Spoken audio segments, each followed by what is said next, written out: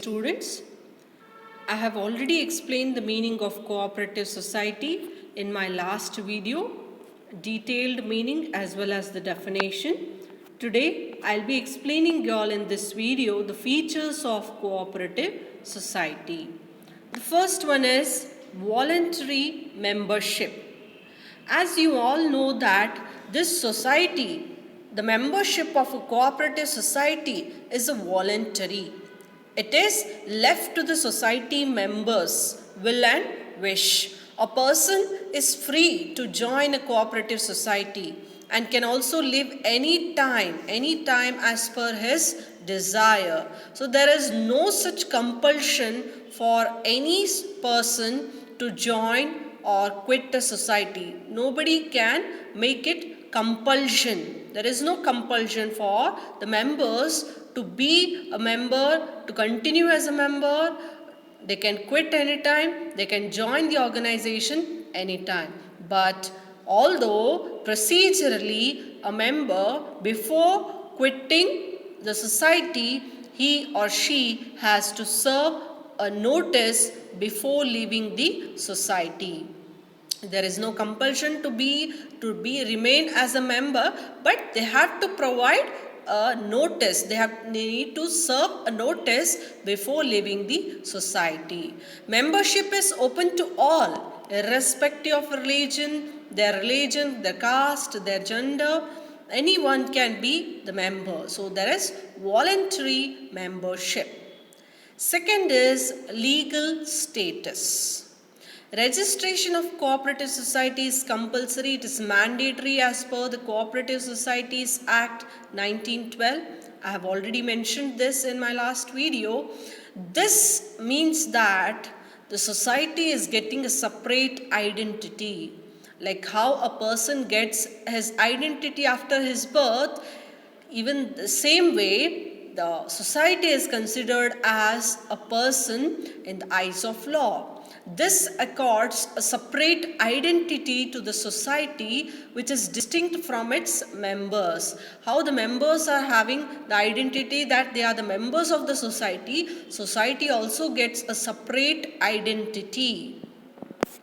The society can enter into contracts and buy the properties, hold the properties in its name, and be sued by others, and even the society can also sue others. So it is enjoying the legal status. The law, the court of law is giving that status. So it is having the legal status. As a result of having a separate identity, it is not affected by the entry or exit of its members. If anybody is quitting the society, it is not that the society will end up or it will dissolve. It is not like a partnership where individual members' insolvency or death or lunacy will affect the continuity of the society. No, continuity of the society will be there even if the members exit or even if any member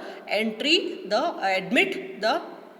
this cooperative society. So it is, children, cooperative society enjoys legal status. Limited liability. The maximum risk that a member can be asked to bear is the extent of the amount contributed by them as capital. So the liability is limited. Limited in the sense the capital contributed, how much they are contributing capital, that is the liability. The liability of the members of a cooperative society is limited to the extent of amount contributed by them as capital. Here, children, capital contribution or capital raising will be done by issuing shares. I have also mentioned this in my previous video that by issuing shares, members are going to purchase shares. So it doesn't mean that the one who purchases more shares will be getting more voting rights. One man will be getting one vote. So there is voting system here. The liability is limited to the amount of shares purchased or the amount of capital contributed to the pool of that capital, to the total amount of capital how much an individual is contributing, that much will be the liability of that person. Next is control.